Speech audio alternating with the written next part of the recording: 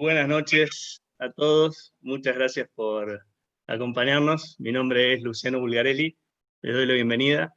En particular, la saludo a la doctora Paula Ugalde. Paula, muchas gracias por acompañarnos. Les pido mil disculpas a los que no hayan podido conectarse a la reunión, pero vamos a estar transmitiendo en vivo por YouTube. Voy a pasar el enlace en breve por el chat para que lo puedan compartir a todas las personas que no hayan podido ingresar. Y bueno, un poco esa limitación es porque les cuento que esto empezó como reuniones internas del capítulo regional Córdoba de la Sociedad Argentina de Cirugía Torácica. En el marco de la pandemia, esa fue la forma que encontramos de mantenernos conectados y activos. Se nos ocurrió invitar gente que enriqueciera estas reuniones y bueno, por suerte Paula generosamente aceptó esa invitación, pero nos quedó chica la sala. Así que bueno, espero que nos puedan seguir por la transmisión de YouTube y que bueno, que puedan disfrutar de esto y que sea productivo para todos. La dinámica va a ser la siguiente: Paula va a hacer la presentación, posteriormente van a poder hacer sus preguntas con la función levantar la mano, yo les voy a dar la palabra, o me transmiten a mí las preguntas por chat y yo se las transfiero a Paula. Pueden experimentar algún problema en la conexión, con problemas en el audio o en el video, pero eso es muy normal, tiene que ver con la conexión de cada uno. Tengan paciencia y en un ratito se acomoda. Le doy la palabra al doctor Daniel Maldonado, que es el presidente del capítulo regional Córdoba. Buenas noches, doctor, ¿cómo le va? ¿Cómo está, Luciano? Muchas gracias. Bueno, les doy la bienvenida en nombre del capítulo Córdoba de la SAC. Les agradecemos todos a la comisión directiva de la Sociedad Argentina de Cirugía Torácica, que nos ha brindado su apoyo para realizar este webinar. Y bueno, hoy tenemos una invitada especial, que es la doctora Paula Ugalde, cirujana de tórax del Instituto de Cardiología y Neumonología de Quebec, docente e investigadora de la Universidad de Laval. Ella ha sido una discípula destacada de grandes personalidades de la cirugía torácica y hoy es un referente para todos nosotros de la cirugía videotoracoscópica. Colabora ampliamente en programas diversos que nos han ayudado a mejorar la calidad del VATS en toda Latinoamérica y la verdad que agradecemos desde ya su presencia en este webinar. Paula. Hola, ¿me oyen bien? Sí, perfecto, Paula. Para mí un gusto enorme estar con ustedes, de verdad, me encantaría poder estar en Argentina, son tantos los amigos que están ahí, me daría vergüenza decir todos los nombres porque yo sé que algunos no los estoy viendo y sé que están, pero muy feliz, excelente idea, Luciano, la verdad es que un gusto, ningún trabajo, salí temprano hoy del hospital, yo le dije a todos, me voy a Argentina, chao, vuelvo mañana. Así que bueno, muchas gracias por la introducción. La verdad es que para mí es mucho más que un placer, es una cosa muy natural para mí tratar de compartir mis experiencias con todos los compañeros sudamericanos principalmente. Y es una cosa que me gusta mucho y no se trata de saber o no saber, se trata de compartir. Es un concepto un poco diferente, no es tratar de imponer nada, tratar de dividir. Yo también aprendo mucho con ustedes. Es un intercambio, la verdad es que muy placeroso. Así que vamos a ver si conseguimos, Luciano, hacerlo como dijimos. ¿Está bien ahí? Sí, Paula, está perfecto. Entonces la idea es hablar un poco sobre lobectomía por VATS, cómo nosotros lo hacemos, y cómo yo lo enseño. Entonces vamos a hablar un poco sobre la historia. Yo sé que la mayoría de las personas que están aquí son experts ya en videocirugía, mucha cosa de lo que yo voy a decir, ustedes ya lo saben ampliamente. La idea de nuevo es tratar de compartir con ustedes mi experiencia y cómo yo desarrollé todo esto. Yo creo que no hay más lugar a duda. Todas las personas que decían falta un estudio randomizado para confirmar que la lobectomía por VATS es superior a la toracotomía. Yo creo que ahora no hay más duda. Este estudio fue un estudio de alto impacto que fue presentado en la sesión plenaria 2 años atrás, un año atrás, en el Mundial de Cáncer de Pulmón. Y lo que el estudio Violet hizo, que es un estudio de Inglaterra, fue comparar 2 grupos de pacientes, los pacientes que tenían cáncer de pulmón en estadio precoz, comparar los pacientes que eran sometidos a la técnica por VATS, no importa si era uniportal, 2 portales o 3 portales, como está mostrado aquí, versus la técnica abierta estándar, la toracotomía. Y los pacientes salían del quirófano con un, no sé cómo le dicen en español, pero con un curativo grande, cubriendo todo el tórax. Entonces nadie sabía, ni los enfermos, ni el equipo en el piso, ni tampoco los pacientes qué tipo de cirugía habían tenido. Entonces fue un estudio bastante interesante, ciego, que permitió mostrar con clareza cosas que nosotros ya sabíamos, pero algunas personas estaban un poco reluctantes en aceptarlo. Y la primera de ellas es el tema del dolor, que nítidamente a partir del día primero ya se veía que los pacientes tenían un beneficio de tener un procedimiento mínimamente invasivo, y yo creo que no hay lugar a duda que el dolor en la cirugía torácica es un factor que tiene un impacto en la calidad de vida de esos pacientes para el resto de la vida. Y si nosotros dejamos pacientes con dolor crónica, esos pacientes jamás van a volver a tener la misma calidad de vida que tenían antes. Entonces yo llevo este punto muy a serio, incluso eso cambió mi práctica clínica. Les voy a explicar un poco más tarde. La otra cosa que ya se había demostrado mucho es que los pacientes que tienen cirugías mínimamente invasivas se quedan menos tiempo en el hospital, y es natural. En general, la toracotomía viene acompañada con la peridural, viene acompañado con una sonda para el pipí, viene acompañado con una serie de cosas que hace con que el paciente se quede más tiempo en el hospital. Bueno, ¿sería una cosa grave que el paciente se quede 7 días versus 4 días o 10 días versus 4 días? No sé si es una cosa grave, pero yo creo, de nuevo, es un factor que debe ser llevado en cuenta, es un factor importante. Yo creo que todos los pacientes tienen como objetivo retornar lo más rápido posible a sus casas. Y fue nítidamente demostrado por este estudio también que las tasas de complicaciones son menores, son significativamente menores en todas las áreas, respiratorias, cardiovasculares, sanguíneas, en el grupo VATS. Entonces, este estudio demostró de forma randomizada y ciega en Europa que VATS debe ser la técnica estándar para los pacientes con estadio precoz de cáncer de pulmón, lo que sería el estadio clínico 1 y 2. Como todo, o sea, yo quiero aquí que ustedes me digan qué iPhone ustedes tienen. Dígame, ¿quién tiene aquí un iPhone 7? Seguro que ustedes tienen iPhone 10 o 11, porque es lo natural, uno evolúe, todo evolúe. Hernán, tú ya no pescas más con la misma vara que usabas a 10 años atrás cuando te conocía. O sea, nosotros estamos siempre refinando nuestras cosas, siempre. Y era muy natural que en cirugía lo mismo pasara. Y en VATS, curiosamente, en el tórax, eso pasó disminuyendo el número de incisiones y disminuyendo la talla de incisión. ¿Será que eso tiene una traducción clínica para el paciente? No sé. Y sinceramente no creo que ese sea el punto. El punto es que uno, por la naturaleza humana, uno siempre quiere evoluir, uno siempre quiere cambiar, salir de su zona de confort. Es una cosa que a nosotros cirujanos nos interesa. Y fue lo que pasó con la cirugía torácica.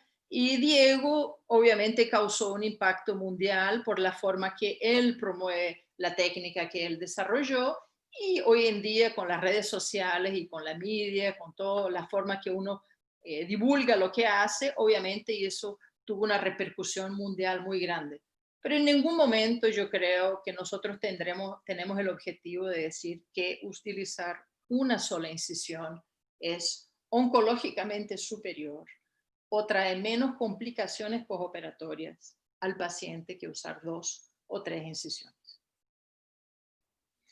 ¿Qué pasó conmigo personalmente? Conmigo, yo soy una persona que yo estoy siempre buscando cosas nuevas y estoy mirando qué es lo que está pasando en el mundo y lo que me interesa, yo lo exploro un poco más y muchas veces yo lo voy a tratar y no me va a gustar. Por ejemplo, yo he tratado la subsifoidiana y yo identifiqué exactamente qué pacientes me interesa utilizarla. Entonces hay cosas que van apareciendo y yo voy tratando de explotar para ver cómo me adapto. Y la verdad es que 1 de enero de 2014 fue una cosa así muy clara que pasó en mi cabeza. Yo dije, a partir de hoy, yo estoy empezando con la Uniportal y vamos a ver a dónde esto me va a llevar. Y yo empecé una base de datos, yo registraba a todos mis pacientes, yo grababa todas mis cirugías, yo establecí desde el principio qué es lo que yo quería observar. Era dolor, era tiempo de internamiento, era cuántas veces yo lo convertía para toracotomía o cuántas veces lo convertía, le ponía el segundo portal, porque yo hacía con 2 portales. Y yo iba haciendo análisis de ese material de forma regular y miraba mis vídeos y me daba cuenta dónde no avanzaba. Pero una cosa me marcó desde el inicio, la forma que yo veía la cirugía, la forma que yo veía las estructuras, y yo me fui enamorando por esa visión. Y eso fue lo que realmente me tomó ahí y yo dije, no, aquí, yo quiero quedarme aquí, porque con la técnica de 2 portales o 3 portales, yo también pasé por la de 3, yo en varios momentos durante la cirugía yo buscaba, o sea, hacía la vena del lobo superior derecho, por decir, y me iba para la arteria, el tronco anterior, y yo estaba con el cuello buscando ahí, y con la Uniportal la verdad es que eso no me pasaba. Yo seguía la cirugía y de manera muy confortable avanzaba. Entonces, eso fue una cosa que me atrayó. Y más o menos 1 año y medio después, nosotros ya teníamos 250 casos hechos y yo resolví entonces de manera retrospectiva analizar esos 250 casos, que eran obviamente bastante cirugía. Nosotros tenemos un servicio de volumen muy alto. De esas 250, fíjense que 180 eran resecciones anatómicas. O sea, ahí yo había colocado varias cosas, pero esos 180 casos eran las cirugías que me interesaban. Ahí estaban neumonectomías, segmentectomías y lobectomías. Y nosotros analizamos 2 periodos muy típicos, los primeros 10 meses y los segundos 10 meses de ese material. Cuando yo empecé, me incomodaba el concepto de dejar el dreno por la incisión. Es una cosa que yo decía, no, aquí todo se va a infectar, va a salir por la incisión. Entonces yo pasé por resistencia propia de esta técnica para la verdadera, digamos, uniportal. Aquí yo le hacía un túnel por debajo de la piel y el dreno entraba por el mismo espacio, pero tunelizado. Y en esos 180 casos, entonces, lo que nosotros veíamos de cara, la grande mayoría eran lobectomías, pero fíjense aquí, por ejemplo, yo hice 146 lobectomías, de esas 146, 82% yo las conseguí hacer uniportal, pero 17.8% yo tuve que ponerle o una segunda incisión para ir a 2 portales o en toracotomía, y todas de urgencia porque algún accidente tuve. Entonces, esa fue una cosa que para mí fue muy importante analizar y tratar de entender qué es lo que me pasó a mí en ese momento. Entonces, cuando yo miro exclusivamente el grupo de conversión de las resecciones anatómicas, en 13 casos nosotros le colocamos un segundo portal. En 3 casos yo tenía una mini toracotomía y la parte de VATS también, pero en 11 casos nosotros lo convertimos a toracotomía. Y de esas toracotomías, 4 de esas 11, 4 fueron accidentes vasculares muy grandes. Entonces, ese es el mapa más o menos de esas 250, donde aquí todo lo que es rojo son mis 4 accidentes vasculares. Y vean que ellos estaban realmente en el inicio de la curva. Entonces, hoy, cuando yo enseño la Uniportal, yo sé exactamente qué es lo que le tengo que decir a mis residentes para no tener esos accidentes. Eso fue una cosa que me marcó. La otra cosa interesante es que yo sé exactamente en cuáles casos yo tuve que colocar un segundo portal. ¿Dónde fue la dificultad técnica que yo tuve? Y vean, fíjense que la mayoría de los problemas me pasaron en los 10 primeros casos, en los 10 primeros meses, perdón. Y en verde están entonces los casos en donde yo tuve mucha dificultad técnica. Esa serie para mí fue una serie muy importante porque ahí yo empecé realmente a estructurar mi cabeza para hacer la cirugía y para poder enseñar esa cirugía. Y adentro del instituto fue muy importante también porque nosotros demostramos que esa técnica era una técnica que podría ser realizada sin ningún prejuicio, digamos, al paciente comparativamente con lo que mis compañeros hacen. Luego enseguida nosotros entonces inmediatamente pasamos para este estudio, que fue un estudio bastante importante, que ahí sí nosotros comparamos la técnica uniportal versus la multiportal, pero ahora solo en las lobectomías. Y de nuevo, la idea aquí era tratar de identificar si nosotros estábamos por el camino correcto, si lo que nosotros estábamos haciendo era oncológicamente correcto y seguro para el paciente. Entonces, de nuevo, yo trabajo en un centro de volumen quirúrgico muy alto. En ese periodo de 4 años casi, nosotros hicimos más de 1000 lobectomías. Esos fueron los criterios de exclusión. Y al final, cuando nosotros seleccionamos apenas las lobectomías para estadio precoz, nosotros tuvimos 274 lobectomías en mi grupo versus mis compañeros 448. Y ahí viene un comentario un poco cómico. Los revisores de este artículo dijeron, pero ¿cómo puede ser que una persona comparado con 3 tuvo ese número de lobectomías versus mis compañeros? Y ahí lo que pasa ahí un poco es que aquí en Canadá todo es muy relax. Entonces, mientras yo quería hacer 3 lobectomías por día, muchos de mis compañeros hacían una lobectomía por día y, ok, está todo bien, vamos al día siguiente. Entonces, eso es tiene un poco que ver con el estilo canadiense.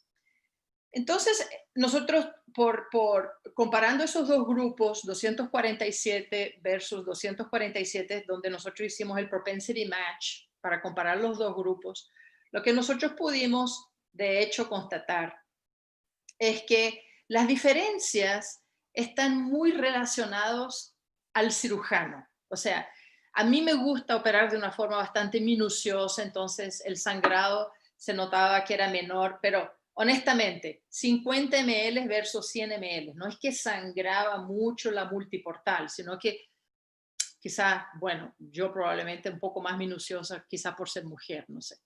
La duración de la cirugía, de nuevo, yo creo que ahí hay un impacto también, que aquí el quirófano funciona de 8 a 4 y yo quería poner 2, 3 pacientes, entonces ahí eso terminaba que salía un poco más rápido. Bien, fíjense que el tiempo de internamiento, había diferencia estadística por el tema del número de pacientes y del range de mis pacientes comparado de mis compañeros, y el tiempo de duración de dreno, pero el tiempo de internamiento en el hospital no fue estadísticamente tan diferente. Se fijan que la comparación aquí fue diferente, pero probablemente eso tiene relación con el tema del tubo. Eso es lo que yo quería decir. Va. Ahora, otro punto también importante es que nosotros no tuvimos más complicaciones que el grupo multiportal. Mucho por lo contrario, en realidad. Nosotros tuvimos una tendencia a tener menos complicaciones, incluso menos complicaciones respiratorias. Entonces, ese trabajo de nuevo me permitió confirmar dentro de la institución que la técnica uniportal es una técnica segura, acima de todo, con resultados clínicos iguales o en algunos aspectos mejores que la técnica multiportal. Finalmente, entonces, nosotros pasamos para este artículo. Les pido perdón, este artículo está publicado, salió ahora recientemente, está online incluso. 5 minutos antes de entrar online, mi charla dio un problema y tuve que, en fin, y quedó así, pero este artículo está publicado en el Journal of Thoracic and Cardiovascular Surgery, fue publicado este mes, en junio de 2020, y yo soy muy enamorada por este artículo porque él cuenta la verdadera historia de toda esta trayectoria. Y la idea aquí fue tratar de mostrarles cómo yo salí de una fase que nosotros llamamos inicial, pasé por una fase transitoria y ahora nosotros tenemos el total dominio de este procedimiento. Y ese análisis nosotros lo hicimos utilizando el tiempo quirúrgico. No que el tiempo en sí como factor isolado sea importante, pero el tiempo traduce mucha cosa. Porque si durante ese tiempo sangra menos, el número de conversiones es menor, el número de colocarle un segundo portal es menor y el tiempo quirúrgico está disminuyendo, entonces realmente está habiendo una curva nítida de mejora en la performance de esta cirugía. Una cosa sí es interesante. No importa lo cuán expert yo esté en este procedimiento, no hubo diferencia estadística entre las 3 fases cuanto al tiempo de internamiento del paciente en el hospital. Ese es un dato interesante. El otro dato interesante es que, por lo menos en mis manos y con toda esta estrategia muy bien estructurada, yo demoré 60 lobectomías para salir de la fase inicial. Yo necesité hacer 60 lobectomías. Y ese número, obviamente que es un número grande, muchos servicios no hacen 60 lobectomías en un año, como un todo. Entonces, ¿cómo traducir esto para un grupo así? ¿Cómo poder transformar esta información en una información universal? En realidad no hay cómo transformar esto en una información universal. Lo que uno puede hacer es transmitirle a ustedes la secuencia que nosotros pasamos para adquirir proficiencia y sugerir que ustedes, dentro de la realidad de ustedes, establezcan también estrategias, porque me parece que es fundamental poder estructurar nuestras cirugías, nuestros procedimientos, incluso para poder enseñar a nuestros residentes. Me faltó un slide ahí, pero este es el último estudio que ya fue acepto para presentarlo en un congreso y nosotros estamos en vía de escribirlo para publicar, que es ahora sí la consolidación de todo lo que nosotros hicimos, que son las curvas de sobrevida y disease-free survival, que ahora me faltó en español, pero de nuevo comparando la técnica uniportal con la técnica multiportal, y no hay diferencia estadística, confirmando más una vez que la técnica uniportal es más una opción que los cirujanos tienen dentro de todas las opciones que se pueden utilizar para usar la técnica VATS. Entonces, esa es la parte inicial de mi charla, en donde yo le explico a ustedes cómo yo llegué a donde estoy. Luciano, ¿quieres parar un poquito para ver si alguien tiene preguntas antes que yo pase a la parte 2? Sí, Paula, mira, por ahora no tengo nadie que me esté preguntando nada, pero yo me gustaría hacerte una consulta. Si bien, bueno, la uniportal es una opción, y si bien no importa cuál sea la cantidad de puertos, sino que importa que el cirujano esté cómodo y que la cirugía sea por VATS, si es para un estadio temprano, el trabajo que ustedes hicieron muestra una tendencia que fue replicada en otros trabajos de otros grupos también, mostrando esa tendencia a menos días de internación, quizá algunas menores complicaciones, nada demasiado significativo porque todavía no hay estudios randomizados importantes que lo prueben, pero es una tendencia. ¿Cómo impactó eso en el centro de alto volumen en el que vos estás, una vez que ustedes terminaron esa comparativa entre multi y unipuerto? Sobre todo, ¿cómo han aplicado eso en el programa de entrenamiento de sus residentes y fellows? Porque se sabe que es muy bueno, digamos, hacer el camino de multipuerto, o sea, abierta, multipuerto, unipuerto, y tener todas esas armas a disposición, pero ¿cómo impactó eso en la forma que entrenan ustedes a sus residentes y sus fellows, teniendo en cuenta esta tendencia de menores complicaciones y similares resultados?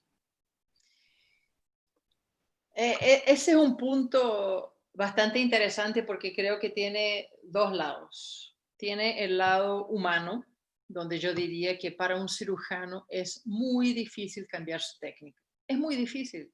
Y honestamente, la mayoría de los cirujanos que yo conozco cambian sus técnicas por motivos personales, porque no están confortables con lo que están haciendo. Ellos no están confortables. O lo cambian porque creen que puede traerle algún beneficio al paciente. Bueno, nosotros ya sabemos que no hay datos que digan que la uniportal trae necesariamente beneficios al paciente, no hay datos convincentes. Entonces, ¿por qué voy a cambiar? ¿Marketing? ¿Lo cambiarías por marketing? Entonces, yo creo que hay ese punto.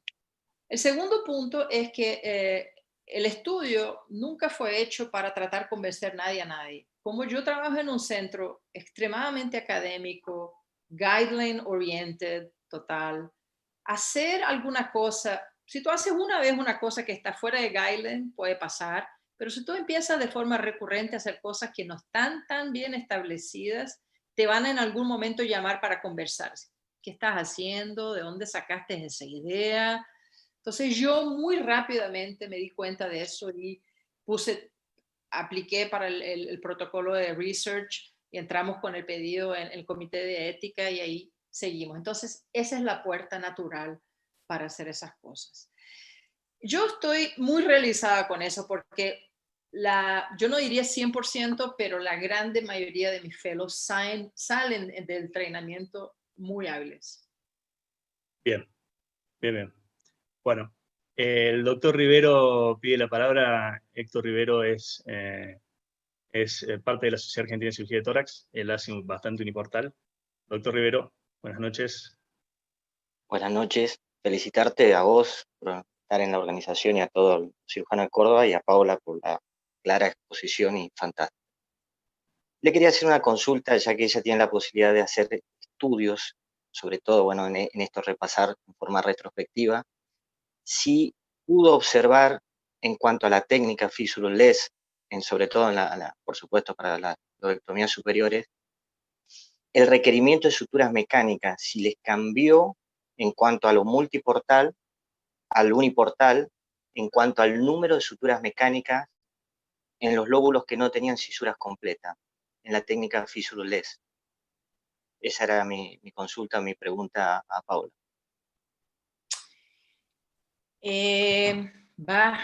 No creo que yo tendría cómo responder de forma objetiva a eso, porque de nuevo, yo me siento muy privilegiada de trabajar en un centro donde yo no tengo que estar pidiendo carga, o sea, deme las cargas nomás y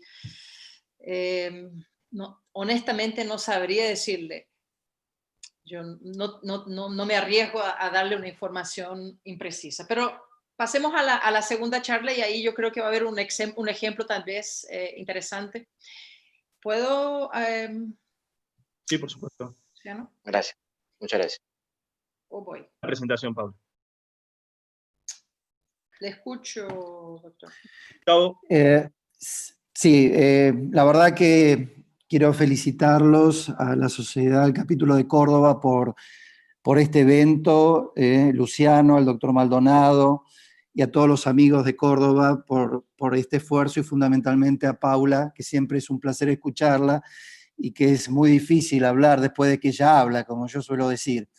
Pero en realidad un punto que quiero resaltar más allá de esto es este comentario, que es una pregunta obligada muchas veces, que nos hacemos: ¿cuánto es el número de cirugías que debería tener alguien en formación para animarse un poco a hacer la técnica solo? Entonces, creo que Paula lo señaló muy bien, sobre todo porque numerosos trabajos, y de acuerdo a la experiencia del cirujano que tenemos, y si este cirujano pasó de cirugía de multipuerto al unipuerto, o si de pronto no lo hizo de esta manera, cuál es el número real. Entonces hay muchos trabajos que hablan de 25, de 30, de 50, y me pareció que el número que dio Paula, esos 60, con un justificativo del por qué, creo que es una respuesta muy concreta, sensata y prudente de esa formación que nosotros pretendemos. Porque, bueno, muchas veces esto es lo que pasa, ¿no? Uno hace unas pocas, evidentemente cree saberlo todo y esto conlleva un espíritu de entrenamiento para llegar al nivel del que estamos hablando. Entonces, más que pregunta, era un comentario. Gracias, Luciano. Gracias, Gustavo. Perfecto. Paula, ahí se está viendo perfecto. Un gusto en verte, Gustavo. Lo mismo, un placer. Paula. Tú le darás un saludo a tu dignísima esposa. Gracias, muchas gracias. Bueno, entonces, hacer la cirugía es una cosa, enseñar la cirugía es otra cosa, es un mundo completamente diferente y varios factores entran en eso. Entra, bueno, el nivel de compromiso que usted tiene con esa persona, por ejemplo. Entonces, si él es su residente o si es una persona que está visitando, si es una persona cuál es el tiempo que va a estar ahí con usted, si es una persona que va a estar durante mucho tiempo, si es una persona que va a estar durante poco tiempo. El vínculo personal, por ejemplo, yo adoro a innúmeros cirujanos argentinos, obviamente uno se implica más cuando tiene esos vínculos, pero más que eso, uno tiene que tener muy claro los objetivos cuando uno enseña un procedimiento. Y puede ser una lobectomía, puede ser una biopsia pleural, no importa, los objetivos tienen que ser muy claros. Entonces, eso es una cosa que yo vengo a lo largo de mi carrera trabajando mucho y yo creo que ahora yo me siento en un momento donde yo me siento muy segura para poder enseñar la cirugía torácica mínimamente invasiva. No hay lugar a duda que yo he tratado de evoluir lo máximo posible, todavía muchas cosas uno tiene que evoluir, pero lo que yo siempre le digo a mis residentes y las personas que vienen a rotar aquí con nosotros es que la anatomía es fundamental. Y es impresionante el número de personas que están haciendo cirugía torácica y no saben la anatomía detrás para adelante y delante para atrás. No la saben. Y yo pongo la punta de mi instrumento. ¿Qué es lo que es esto? El vago. ¿Pero cómo? El vago está atrás, estamos adelante. ¿Qué es lo que es esto? Una arteria. ¿Pero cómo? No, ni siquiera he empezado la disección. La única estructura vascular que se puede ver por adelante es la vena. Entonces, esa parte de anatomía es una cosa que yo le doy mucho y en general mis fellows saben que si ellos no son, pero muy buenos en anatomía, ellos no van a tener el privilegio de operar a mis pacientes. Entonces, eso es una cosa que yo lo dejo muy claro de partida. La segunda cosa que nosotros le damos muy duro aquí en la institución, y eso es universal, eso va desde los oncólogos, patólogos, radiólogos, cirujanos torácicos y neumólogos, es los conceptos oncológicos de resección oncológica. 99% de las lobectomías que nosotros hacemos aquí son por cáncer, y diría que el 1% que no es por cáncer fue como cáncer, pero terminó que no era cáncer. Entonces, en realidad nosotros somos un centro oncológico, y si la persona que está conmigo en entrenamiento no entiende el concepto de qué es lo que es una resección oncológica completa, cuanto al número y ganglios que estaciones de ganglios que tienen que salir y margen oncológica, él no está listo para hacer las cirugías que nosotros hacemos. Y obviamente eso no es en tercero, probablemente es el primero y más importante, es estar listo, preparado para poder ofrecer al paciente una intervención de forma segura. Accidentes pasan. Yo no manejo, pero ustedes que manejan a 40 años saben que mañana pueden salir con el auto y golpear a algo, a alguien, obvio. Pero pasa por dos motivos. O hubo un descuido, no fue intencional, pero hubo un descuido, o estuvo fuera de mi control y algo pasó. O sea, no hay muchas opciones cuando uno tiene un accidente durante una cirugía. Si uno sabe lo que hay que hacer, o yo me descuidé, y yo, obvio que me descuido en algunos momentos y pago caro por eso, pero si uno sabe la anatomía, si uno tiene la exposición y ve lo que hay que hacer, si uno sabe la técnica y si uno está bien equipado con los instrumentos, sea por cámara, vídeo y pinzas, muy poco probable que uno va a tener un accidente, pero es muy poco probable. O sea, puede pasar, puede pasar. Puede ser que le haga un movimiento muy fuerte, puede ser, pero fue un descuido.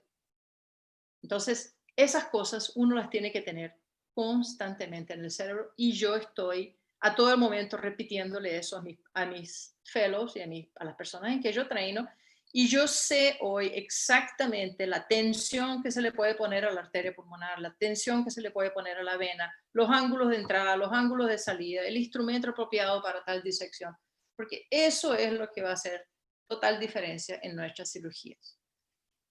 Entonces quería mostrarle este video y Luciano, tú o le puedes dar la palabra a alguno de tus compañeros. Me gustaría que ustedes me dijeran si ustedes creen que esa cirugía está siendo hecha por un fellow o por mí.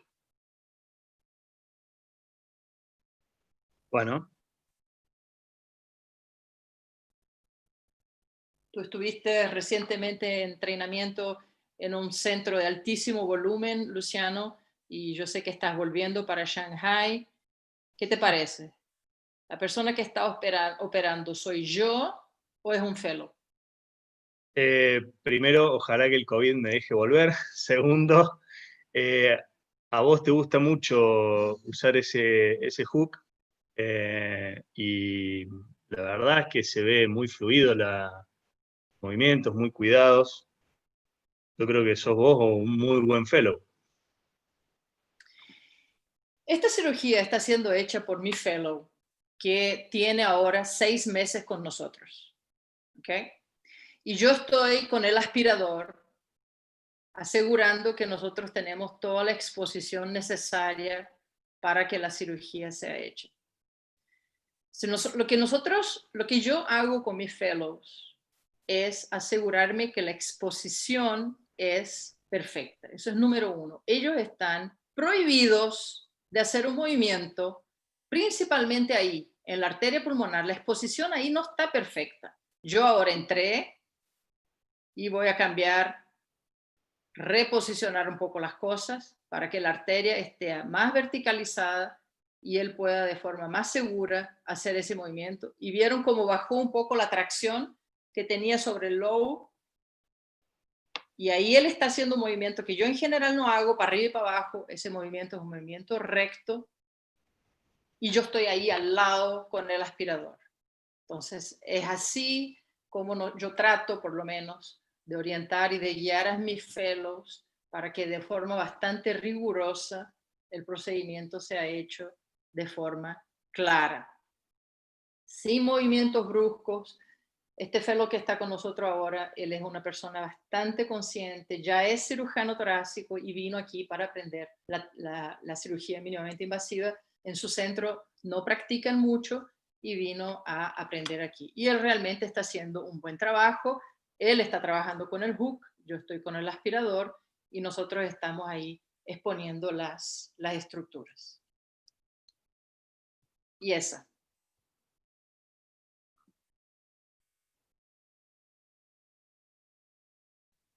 A propósito, nosotros no le ponemos velocidad a nuestra cirugía, ¿no? Ese es tiempo real.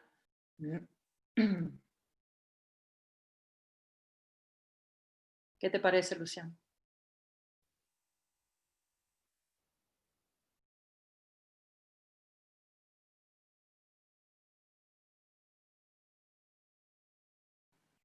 ¿Me preguntás quién es el que opera, Paula? Sí. Perdón. Voy a avanzar un poco más. Ese es un buen momento.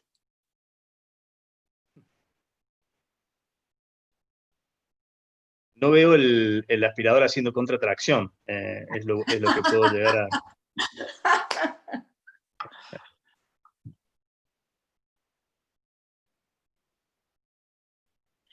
Entonces, en realidad, esa soy yo. Bastante seguro parece el... Exacto, entonces, en realidad lo que cambia mucho de cuando un expert lo hace versus alguien que está en formación, pero una persona consciente en formación, es la intensidad del movimiento. Vean que mi movimiento es más fluido, es un movimiento más objetivo. Los movimientos que voy a hacer ahí en la arteria pulmonar no son movimientos que clásicamente un fellow va a hacer, pero igual yo no hago movimientos, yo no fuerzo las cosas. Entonces, por detrás, el pasaje por detrás de la arteria no estaba fácil, no estaba seguro, faltaba un poco más de disección. Entonces yo volví, disecamos ese plan para abrir el plan ahí de disección con la arteria pulmonar y ahora sí se ve mejor, liberamos del otro lado y ahora sí el tronco anterior de la arteria pulmonar está bien expuesto. Ahora sí tenemos una exposición segura y seguramente el stapler va a poder pasar de forma simples y directo. Entonces, lo que nosotros tratamos realmente de hacer cuando nosotros estamos enseñando este procedimiento es demostrar la secuencia de la cirugía. Entonces ustedes se fijan que yo estoy ahí haciendo la misma secuencia que mi fellow estaba haciendo, es exactamente igual. Lo que cambia es la intensidad, como tú dices, la rapidez tal vez, la seguridad en el movimiento. Yo cuando cauterizo tomo más tejido, ese trabajo con el hook que a mí me gusta realmente, a mí me gusta usar el hook, lo encuentro que es un instrumento bastante útil, hay que saber usarlo para no tener accidentes, pero nosotros utilizamos principios muy básicos para enseñar este procedimiento. Y el principio es ver bien. Hay que ver lo que uno está haciendo para poder identificar el plan de disección. Nosotros estamos ahí separando la vena de la arteria. En general no hay procesos inflamatorios aquí, entonces eso se diseca muy bien. Hay que poner la intensidad graduada encima de la arteria. Uno no puede tirar la arteria de forma abrupta. La tracción sobre la arteria tiene que ser una tracción progresiva para que ella ceda y los ángulos de disección para permitir que la disección se haga de forma fluida, sin traumas, sin movimientos bruscos. Ahí había un poco de ganglios en el camino, entonces nosotros los sacamos para permitir entonces el pasaje del stapler. Muchas veces a mí me gusta dejar la pinza en el camino porque permite el pasaje del stapler más rápidamente y ahí ya está. Entonces, la arteria y el bronquio, en pocos minutos, esas dos estructuras ya estaban hechas. Y ahí nosotros seguimos la disección en dirección al bronquio intermediario. Esa etapa es una etapa fundamental que muchas personas no la hacen. Eso va a facilitar cuando ustedes van a terminar la lobectomía en la etapa fissureless, como el doctor Héctor habló. Nosotros estamos ahí ahora expuestos para hacer la vena. Vean que el tronco de la arteria pulmonar, o sea, yo me siento muy segura, yo estoy viendo con clareza las estructuras donde yo tengo que trabajar. Ahí está el tronco de la arteria pulmonar. Está ahí en nuestra cara. Al lado izquierdo de la tela está la vena pulmonar superior y nosotros estamos ahora subiendo para buscar la bifurcación de la vena superior, de la vena del lobo superior con la vena del lobo medio. Ahí está la vena. Ese es un ángulo que yo siempre le digo a mis fellows que hay que entrar con esa pinza vertical. ¿Por qué vertical? Porque ella va a entrar en paralelo con la arteria. Ella no va a entrar en trauma directo con la arteria pulmonar, sino que ella va a deslizar de arriba para abajo y nosotros vamos a poder hacer ese movimiento disecando la vena pulmonar del lobo superior, de forma segura, y ahí está la pinza que está protegiendo la arteria pulmonar por detrás. El stapler pasa. Yo nunca articulo mis staplers, los staplers entran rectos, porque nosotros criamos los espacios para que los staplers entren de forma segura. Y ahí nosotros vemos ahí atrás la arteria, la rama ascendente de la arteria, el segmento posterior. Y en ese momento algunas personas prefieren hacer la arteria, otras personas prefieren hacerlo fissureless. Yo creo que eso varía mucho de cirujano a cirujano. En este caso específicamente, ese lobe era un lobe grande. Separar el lobe superior del lobe medio fue la parte más difícil de esa cirugía. El lobe era un lobe pesado. Es una paciente que es conocida por problemas pulmonares ya. Entonces uno ve que con el stapler sangraba el parénquima pulmonar. Esa es una visión muy importante, ver el hilo del lobe superior, las líneas de stapler que están ahí quedando en el espécimen cirúrgico para no pasar por arriba, y ahí uno sigue de forma recta en dirección al final del lobo superior derecho. Entonces, ese lobo medio me dio mucho trabajo en este caso. Aquí todo eso sangrado era del parénquima pulmonar, y ahí nosotros obviamente fuimos hasta el final. Les voy a mostrar ahora un poco cómo nosotros hacemos la parte de los ganglios ahí. Entonces, la estación paratraqueal, a algunas personas les gustan abrir la pleura entre la vena ácigos, arriba de la vena ácigos. A mí no me gusta hacer eso, a mí me gusta hacer ese túnel. Entonces nosotros vamos a disecar todo el tejido de gordura y ganglios que están entre lado derecho, vena cava, y ahí está mi aspirador protegiendo la cava. Para arriba la ácigos, para el lado izquierdo de la tela está la tráquea. Y todo ese tejido entonces que está ahí adentro va siendo disecado. Yo creo que con la utilización de la energía yo me he sentido muy segura de hacer estas linfadenectomías de forma cada vez más agresiva. Mis linfadenectomías mejoraron mucho, y eso es una cosa que nosotros lo mostramos en el estudio de la curva de aprendizaje. La calidad de la linfadenectomía mejoró. La linfadenectomía subcarinal en la uniportal da un poco de trabajo porque tener el pulmón todo para atrás o para adelante del paciente para exponer esa parte posterior del mediastino muchas veces da trabajo. Entonces yo en general voy a usar 2 pinzas con un algodón, un peanut, y el asistente va a estar ahí afirmando el pulmón y haciendo la tracción para abrir ese espacio. Y ahí nosotros vamos a identificar la gordura del espacio subcarinal, y ahí vamos a disecar en dirección al bronquio intermediario y al bronquio principal derecho. Entonces yo voy a hacer el lado, digamos así, el lado derecho de la tela. Vean que mi aspirador está afastando la vía aérea para evitar cualquier trauma, obviamente, en esa región. Del lado derecho estamos viendo el bronquio intermediario y bronquio principal. Del lado izquierdo, el aspirador ahora está afastando los ganglios en dirección al bronquio principal izquierdo. Entonces, eso nosotros lo tenemos también bastante sistematizado, la forma que nosotros estamos haciendo las linfadenectomías. Muchas veces yo le voy a pedir al anestesiólogo que introduzca el broncoscopio, y por transiluminación, si yo tengo alguna duda de dónde está la carena traqueal o el bronquio principal izquierdo, por transiluminación uno lo puede ver. Entonces ahí nosotros ya completamos el lado derecho, ahora nos estamos yendo para el lado izquierdo.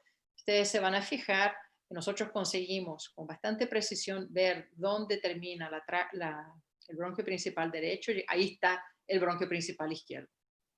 Entonces, con esos movimientos de disección y tracción, es posible, ahí va a salir bien, es posible exponer todo el bronquio principal izquierdo y hacer realmente una linfadenectomía radical. Ahora con el aspirador nosotros vamos a levantar ese paquete de ganglios que está ahí, y ahora vamos a ver la cuarta estructura importante, que es el esófago. Entonces, primero pericardio, segundo vía aérea derecha, tercero bronquio izquierdo principal, y cuarto esófago. Ahí está el esófago, y ahora nosotros estamos haciendo un movimiento de abajo para arriba en una tracción vertical y no lateral para subir con todo ese paquete de ganglios y sacarlos del contacto con el esófago. A mí me gusta mucho usar la energía, pero obviamente se puede usar el hook ahí sin ningún problema, va a dar un poquito más de trabajo, a veces sangra un poquito más.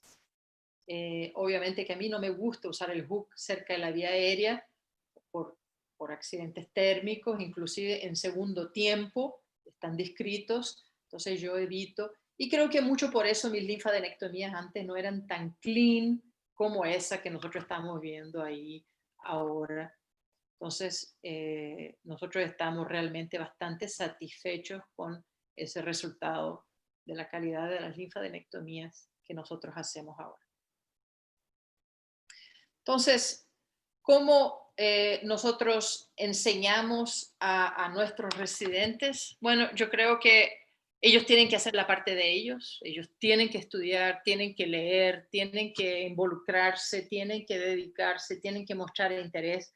Yo tengo una memoria muy buena y mis fellows saben que cuando yo opero con ellos, yo detecto exactamente, mira, tu movimiento está lento, estás con la mano, qué sé yo, muy temblante, la anatomía no está buena.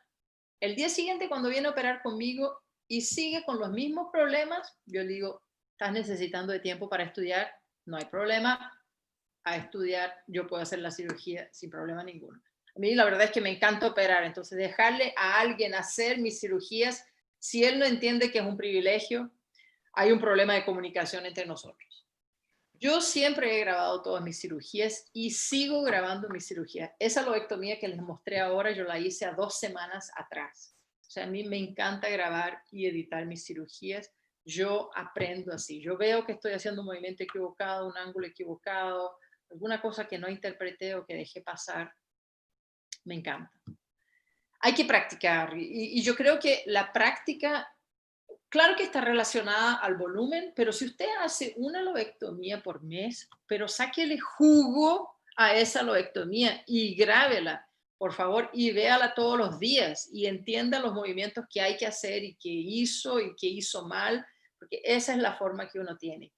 Y yo hoy no tengo ninguna duda que la sistematización de mis cirugías fue lo que hizo que yo empezara las lobectomías con 3 horas y hoy yo haga todo eso en menos de 1 hora.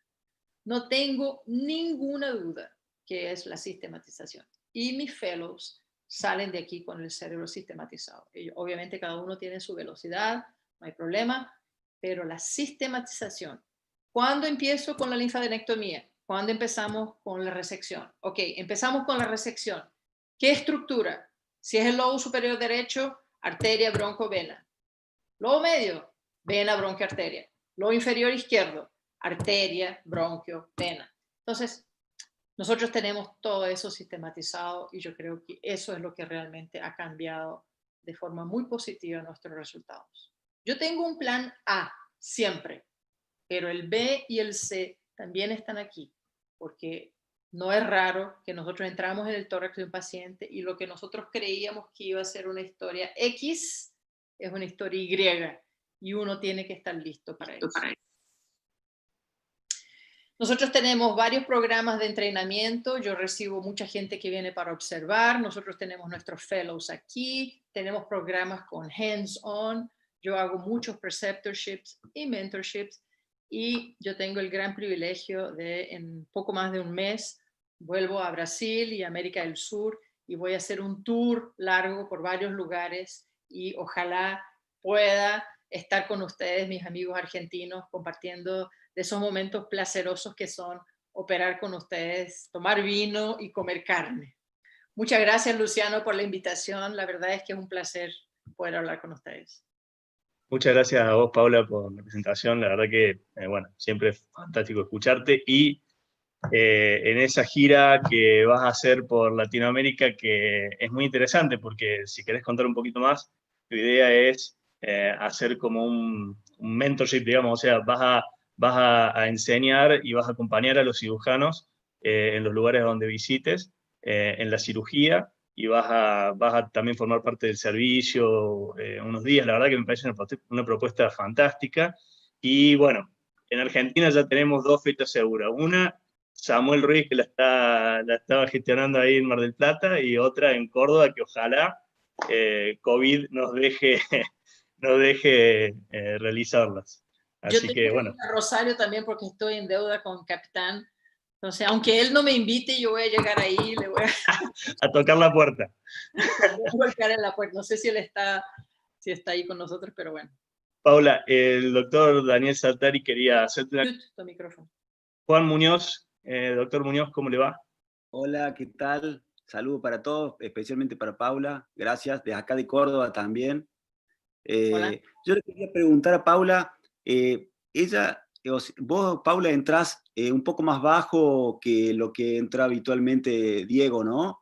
¿Vos haces un espacio abajo o dos? Un espacio. ¿Tú has operado con Diego? ¿Has visto a Diego como no con Diego, pero sí mucho de la cirugía de él por haberla visto a Diego le gusta ver el hilo. A Diego le gusta ver el hilo, digamos, este es el hilo pulmonar, a él le gusta ver el hilo así. A mí me gusta ver el hilo así. Entonces mi incisión es una más para abajo y más para cerca del breast. ¿Cómo se dice? Anterior. Anterior. En las mujeres literalmente es submamaria. Daniel puede hablar mejor, ya me ha visto varias veces hacer eso. En las mujeres es literalmente submamaria y en los hombres lo hago cerca del mamilo, más cerca del mamilo, porque la parte estética no incomoda tanto, digamos. Y en pacientes que tengan un lóbulo, por ejemplo, un superior muy grande porque tienen mucho enfisema, ¿llegás a entrar en el sexto o no, en el quinto? No. ¿En el quinto? Yo no tengo ningún problema. O sea, el único momento en que yo paro para pensar en dónde voy a poner la incisión es en los pacientes obesos y los pacientes pequeños. Las personas pequeñitas, por ejemplo, si yo tuviera que operar a Mario Bustos, por decir...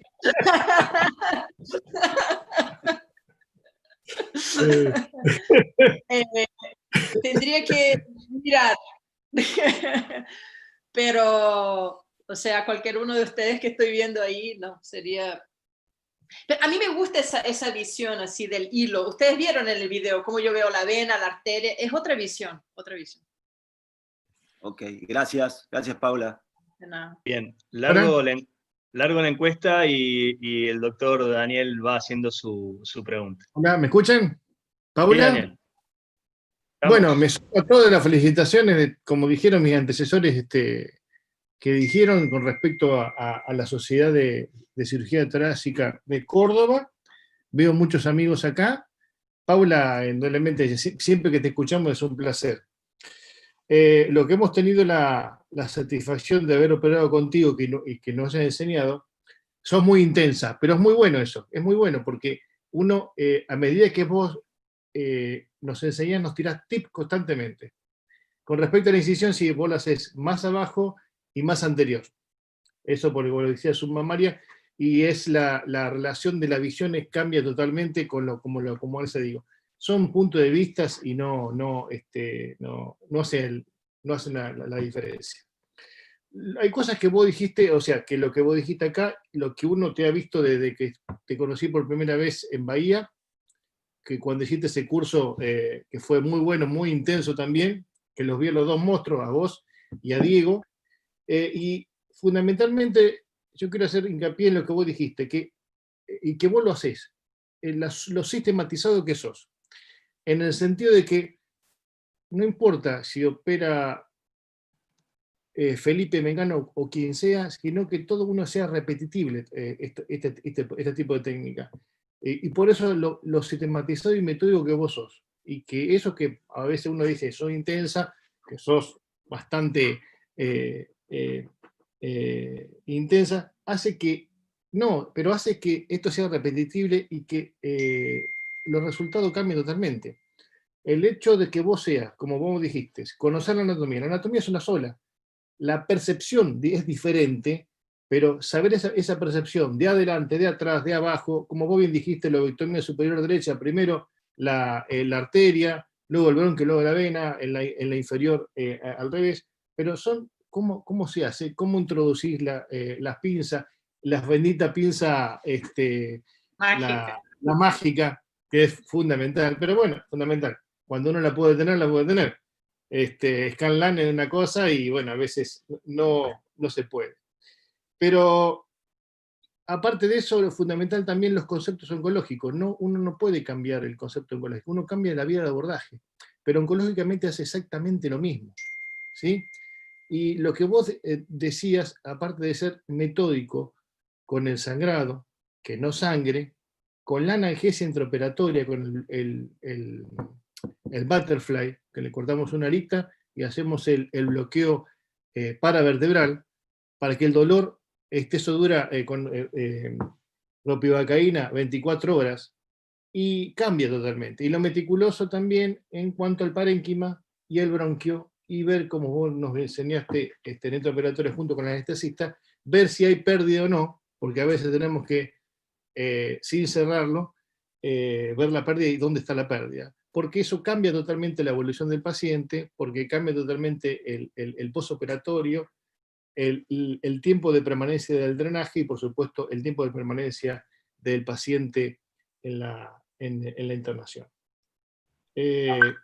A veces hemos utilizado un segundo trocar porque no pudimos, porque no pusimos, porque hicimos mala incisión, porque no entramos, porque hay que hacer, es fundamental eso. Y el tema también, cómo resolver los accidentes intraoperatorios, que el más grave es la hemorragia, y a ver, tratar de no, dependiendo de la lobotomía, uno que más tiene miedo a la lobotomía o más respeto a la lobotomía superior izquierda, por el tronco de la arteria pulmonar.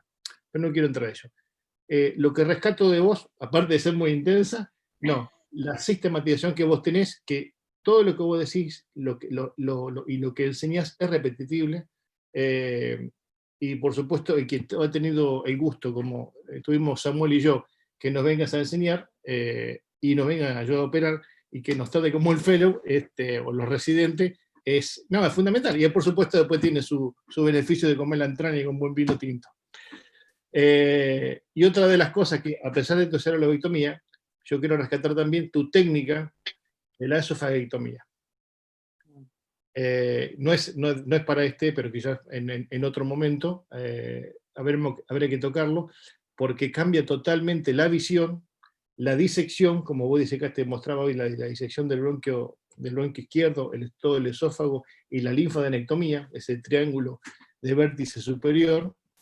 Y bueno, más que felicitarte, y esperemos, más allá de todo esto, poder compartir una entraña y un buen vino tinto.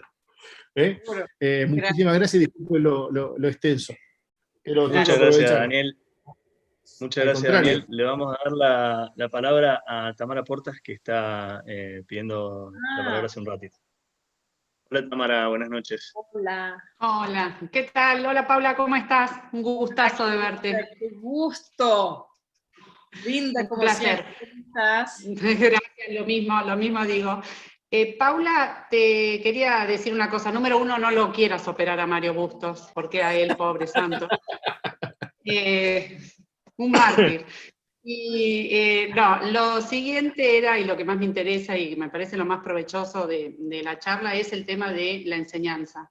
Y los que estamos en hospitales de escuela, donde esto es permanente, me gustaría saber si vos tenés una secuencia establecida para tus fellows, enseñarles la cirugía. Y, digamos, si lo vas haciendo step by step, ¿no? Con una secuencia X de dejarlo, la primera cirugía, disecar tal estructura. En la segunda, si tenés algo de eso establecido, o fluye de acuerdo a la habilidad de cada uno.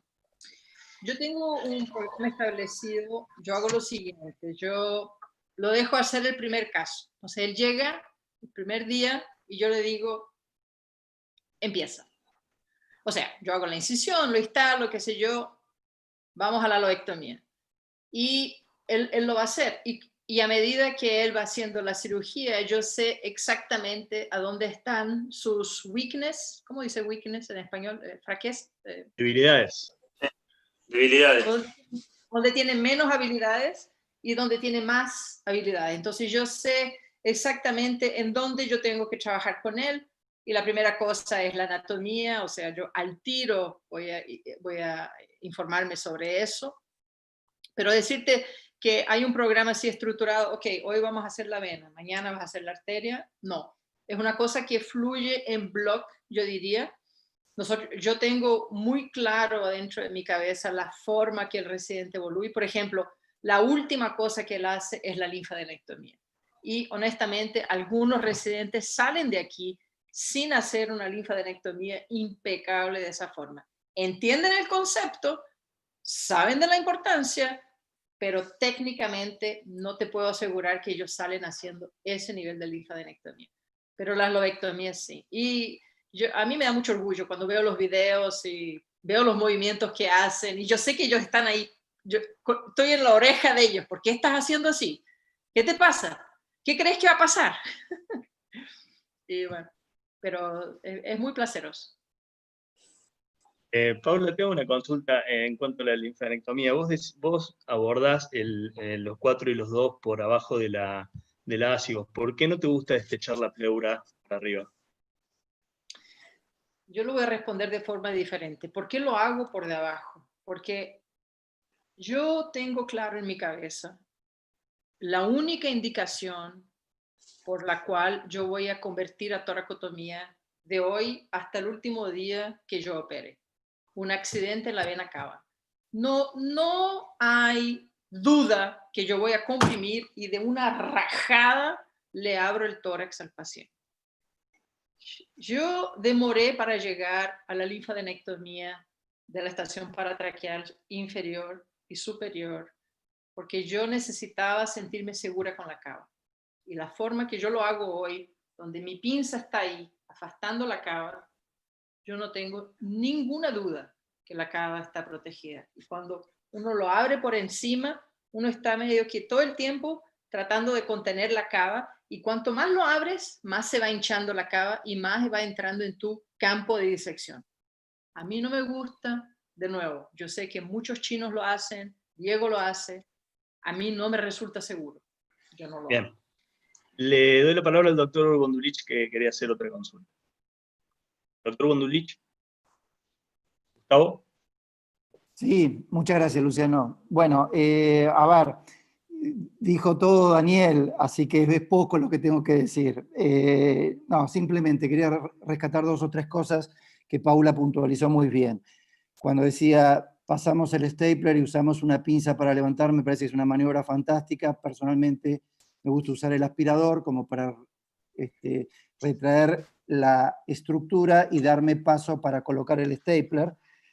Lo otro que quería agregar es, a veces las mesas articuladas nos permiten jugar un poquitito con la posición del paciente, y de pronto en las linfadenectomías, bueno, a mí me gusta abrir por arriba y por debajo de las ácidos, pero respeto lo que dijo Paula perfectamente, y muchas veces decía esto de la posición Trendelenburg, antitren, por ejemplo, una búsqueda de un N7, ponerlo en tren, rotar un poco la mesa hacia adelante, nos permite, junto al hisopo que mencionaba Paula, y una buena apertura del ligamento pulmonar inferior, bien hacia arriba, buscar ese N7 y disecar ese N7.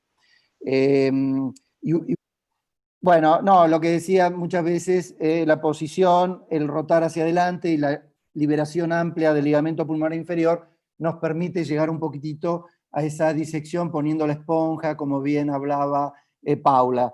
Y lo último es, sumaría siempre la fuerza, esto a Paula sé que le gusta, a mí también, la fuerza siempre contra el bronquio, parece una verdad que cae de maduro, pero muchas veces es la manera de no hacer líos y no causar accidentes vasculares, ¿no? Cuando estamos haciendo fuerza, la fuerza siempre contra el bronquio.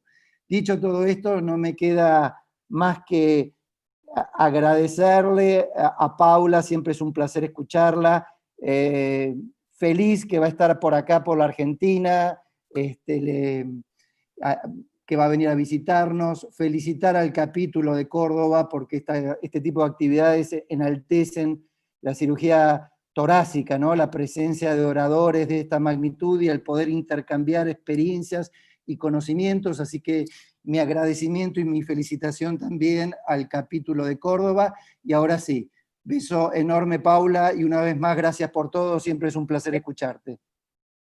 Gracias, gracias. Muchas gracias, Gustavo. La verdad es que Luciano tuvo una idea muy buena, y Luciano, yo con gusto cuando quieras vuelvo aquí, podemos hablar de cosas más complejas de pronto, o algún tema específico que les interese más. Creo que pocos hacen esófago. Yo siempre digo que el esófago es mi amante, entonces, hola Leo. El doctor Leonardo Pankel te quería hacer una consulta, pero antes la doctora Tamara Portas me preguntaba si te podía preguntar desde qué año los fellows tuyos hacen las resecciones. ¿Desde qué año? ¿Cómo? ¿Desde qué año tus fellows hacen resecciones pulmonares anatómicas? No entendí, creo que es un problema. ¿Desde qué año de entrenamiento tus fellows comienzan a hacer las resecciones? Los fellows que vienen al instituto tienen que haber terminado el programa de residencia de cirugía torácica de sus respectivos países. Entonces, no sé cómo es el sistema de Argentina, pero por ejemplo en Brasil uno tiene que hacer cirugía general, después cirugía de tórax, y ahí usted estaría apto a aplicar aquí al instituto. El gran punto negativo del instituto es el francés, y yo sé que muchas veces nosotros perdemos muchos excelentes candidatos que no quieren aprender francés, y realmente sin el francés es imposible. Tiene que aprender francés. Paula, ¿desde qué año tus fellows que ya ingresaron al programa? Primero, perfecto. Doctor Pankel. Buenas noches. Me sumo a todas las felicitaciones, y la verdad que muy prolijo todo. Siempre clara Paula también, y bueno, la predisposición. La preguntita es cortita, bien directo, técnico. La última vez me retó porque en el video había muchas ligaduras distales y demás, y quería preguntarle a ella cómo se lleva con el tema de la energía. Me refiero a aquellos vasos que son más pequeños que uno no puede justamente colocar un stapler. Porque muchas veces, más que nada al principio, se sueltan los cavitos distales y esos sangran mucho por reflujo y son los que entorpecen toda la cirugía. Justamente, digamos, yo aplico lo que es energía para principalmente los vasos que van quedando últimos, si ella los usa antes, y por eso insisto en cuánta confianza le tiene a la energía para ligar esos vasos. Ok, yo lo uso en 3 situaciones. Primera, en las segmentectomías anatómicas, en general yo me siento muy seguro en utilizarlo. Muchas veces lo uso, muchas veces no lo uso, pero cuando no lo uso no es necesariamente porque no quiero usar la energía, pero tal vez porque, por ejemplo, semana pasada yo hice una segmentectomía del S2, sí, S2 posterior, y cuando yo hice la arteria ascendente, yo la hice con energía, pero la hice con energía porque yo sabía que ella estaba fuera de mi camino y no me iba más a cruzar. Pero luego enseguida hice una lingulectomía y la hice con el stapler, porque para trabajar en el bronquio yo sabía que iba a estar de todo el lado pegando y tocando el stump, no sé cómo lo dicen en español. Muñón. El muñón. Entonces, cuando yo sé que no voy a tocar más eso o no voy a pasar por esa zona, yo estoy muy segura en usar energía, no tengo ningún problema. No la uso si voy a pasar por ahí, si el paciente está instable. Tengo pacientes que a veces la presión está a 100. Yo antes de usar la energía siempre estoy en contacto con mi anestesiólogo, cuánto está la media de presión. A mí me gusta trabajar entre 60 y 70. Si el paciente está a 100, olvídate, stapler. Entonces yo tengo una estrategia muy segura, pero básicamente te diría que yo no tengo problemas con usarlo con tanto que yo no vaya más a pasar por esa zona. Perfecto. Paula, perdón, Leonardo, ¿iba a preguntar algo más? No, gracias, era eso. Gracias a vos por la pregunta. Paula, me acoplo a la pregunta de Leonardo. Para segmentectomía no ligás vos en uniportal. No ligás y no usás clips. En general no usás clips. Mira, no sé si mis fellows están ahí, tal vez algunos de mis fellows estén por ahí viendo, y yo pasé por fases también con las segmentectomías. Al inicio yo usaba energía y yo decía siempre, no, yo me voy a casa en paz. Clip, clip, clip, clip, clip, clip, clip. Yo paré de hacer eso. Pero eso es lo que yo digo, es el concepto de seguridad. Yo no me sentía segura. Entonces uno se va sintiendo más seguro y se va adaptando. Y ya me ha pasado de tratar de poner un clip a algo que estaba perfecto y creé un problema porque le fui a poner un clip. Entonces uno aprende con esas cosas. Y otra cosa, a mí no me gusta usar energía para vena. Lo uso si es bien pequeñita, pero no me gusta. No confío en venas. No confío de ninguna manera. Entonces, Bien. tricky. El doctor Insaurralde, que es parte del capítulo de Córdoba, que era... Bueno, les voy a compartir el resultado de la encuesta, Paula, a ver si podés verlo. Lo estoy compartiendo en este momento. ¿Te llega? Sí. Bueno, coméntanos si querés lo que estás detectando. Entonces, fíjense que de mi generación, yo tengo 48, muy en breve, 49 años. De mi generación para arriba, nosotros no fuimos entrenados en cirugía mínimamente invasiva. Yo cuando hice residencia de cirugía tórax, 0 video, o sea, simpatectomías, pocas, pero 0. Biopsia de pleura, pero, o sea, 0. Aunque cuando yo hice cirugía general, yo creo que yo solo hice apéndice y vesícula, más nada. Entonces, yo creo que yo represento una generación que tuvo muy poca exposición a la videocirugía. Además de eso, las generaciones más jóvenes que yo de Latinoamérica tuvieron una exposición muy pequeña durante el entrenamiento, porque los maestros todavía no estaban en curva de aprendizaje. Entonces los propios maestros estaban tratando de aprender también esa técnica. Entonces, esa encuesta confirma lo que yo siempre digo, que en día de hoy, la mayoría de los cirujanos torácicos que tiene entre 40 y 65 años que están activos, o son autodidactas, o hicieron cursos, observerships, o yo fui, o Diego fue, o algún maestro, qué sé yo, fue a ayudarlos a aprender y fueron a lo largo desarrollando su técnica. Eso tiene un lado muy positivo, eso habla mucho de la persona, del carácter y del deseo de la persona de avanzar, aunque la estructura del medio ambiente donde usted está no le favorece, usted quiere quebrar y romper esas barreras, pero eso nos dice también que infelizmente usted está iniciando esta trayectoria afuera de un ambiente de sistematización. Entonces yo les digo, desarrollen una sistematización, desarrollenla, porque yo sé, estoy segurísima que 1/3 de las personas apenas tuvieron algún entrenamiento estructurado. Eso quiere decir que 70% no tuvieron. 70% de las personas que están aquí son autodidactas. Felicitaciones, eso es muy positivo. Pero lo más probable es que usted cuando entre en una cirugía, la vena está fácil, hagamos la vena. No, mira, ahora quiero tratar de ver cómo está la arteria. Estructuren, sistematicen las cirugías, ustedes van a ver, van a pasar a otro nivel. La evolución es impresionante. Perfecto. El doctor Insaurralde. Bueno. En honor al tiempo, yo creo que ha estado muy interesante. Paula, te agradezco muchísimo haberte acoplado a esta propuesta nuestra.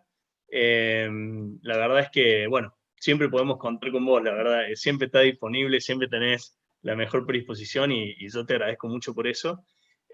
Ojalá que se pueda hacer realidad lo de que vengas a Argentina y que nos visites en Córdoba. Y bueno, esta presentación la vamos a tener subida al canal de YouTube del capítulo y de la Sociedad Argentina de Cirugía de Tórax. Les agradezco a todos por haber participado. Paula, muchísimas gracias. Me gustaría agradecer a la gente del capítulo de la Sociedad Argentina de Cirugía de Tórax que nos apoyó mucho. Y bueno, Paula, me gustaría saludarte, agradecerte y felicitarte por la presentación que estuvo fantástica. Gracias, para mí es un gusto enorme estar con ustedes, practicar un poco el español. Confieso que yo estaba un poco nerviosa si iba a conseguir hablar. Daniel, ¿crees que hice un buen trabajo? Paula, ha sido todo espectacular, todo muy claro como siempre. Te agradecemos muchísimo esto, te agradecemos mucho. Y la verdad que también a todos los participantes y a todos los aportes que han hecho toda la gente que ha estado en este Mira, ahí está José Menéndez. Hola, José. Ahí lo habilito para que te pueda saludar. Hola.